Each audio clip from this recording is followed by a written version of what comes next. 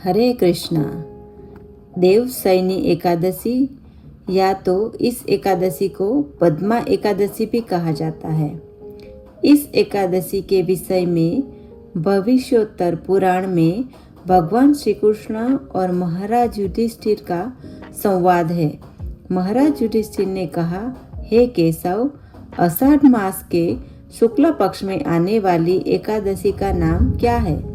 इस पवित्र दिन के उपास्य देव कौन है और इस एकादशी के पालन की विधि विधान क्या है? भगवान श्री कृष्ण ने कहा, हे जगतपति, ब्रह्मा जी ने नारद से एक बार यह प्रश्न पूछा था, कृपया मुझसे उस महान इतिहास को सुनो। नारद ने अपने पिता ब्रह्मा से पूछा, कृपया मुझे बताइए कि भगवान विष्णु की प्रसन्नता के लिए इस व्रत का पालन कैसे करूं? ब्रह्मा जी ने उत्तर दिया, इस संसार में एकादशी व्रत से बढ़कर कोई व्रत नहीं है। पाप कर्मों के फल को नष्ट करने के लिए एकादशी व्रत पालन अनिवार्य है। एकादशी व्रत पालन न करने वाला मनुष्य निश्चित रूप से नरक में जाता है। भगवान ऋषिकेश को प्रसन्न करने के लिए एकादशी का पालन करना चाहिए। राजा मांधाता नामक एक सज्जन राजा थे जो संपूर्ण पृथ्वी पर शासन करते थे। वे अपनी प्रजा का अपनी संतान की तरह पालन करते थे। उनके शासन में कोई सूखा, बाढ़ या रोग नहीं था। उनके सभी नागरिक शांत व समृद्ध से जीवन व्यतीत करते थे। एक बार उनके राज्य में लगातार 3 वर्षों तक वर्षा नहीं हुई। नागरिक भूख और उद्वेग से प्रभावित हो गए। सभी नागरिक राजा के पास आकर बोले, हे राजन, परम भगवान अपने विश्व रूप में बादल के रूप में व्याप्त है। वे ही वर्षा करते हैं। वर्षा से अन्न उत्पन्न होता है और सभी जीव अपने जीवन के लिए अन्न पर आश्रित है। वर्तमान में अन्न के अभाव से सभी नागरिक कष्ट में हैं।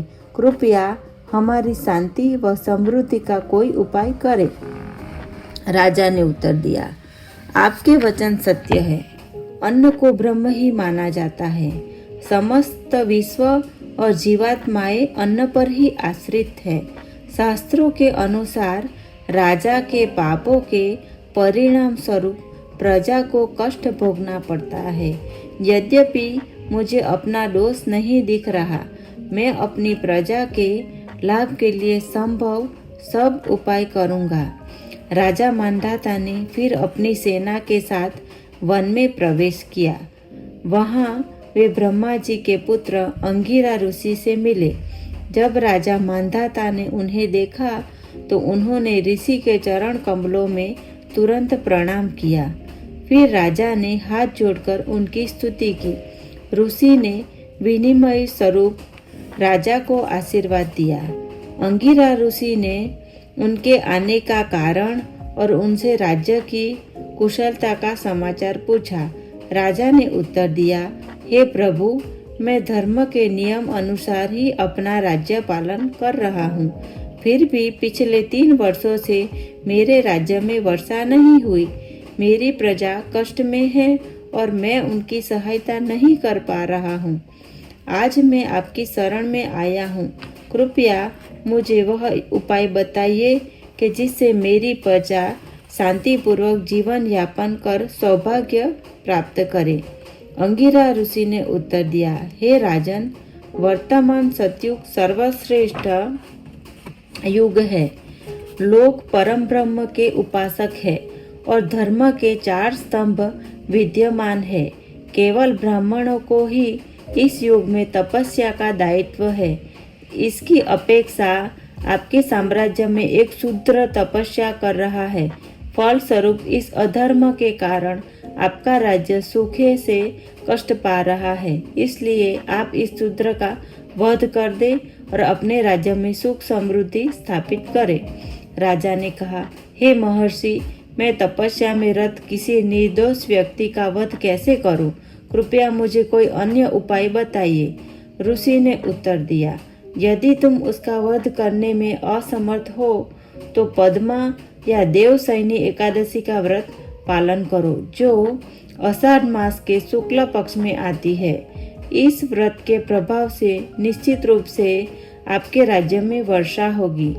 इस एकादशी सौभाग्य व सिद्धि प्रदान करती है।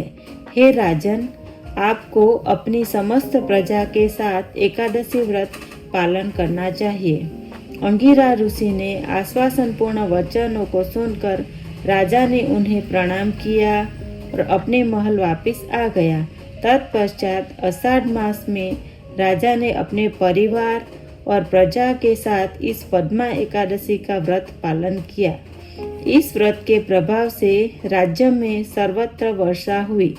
भगवान ऋषिकेश की कृपा से संपूर्ण राज्य में अन्न उत्पन्न हो गया।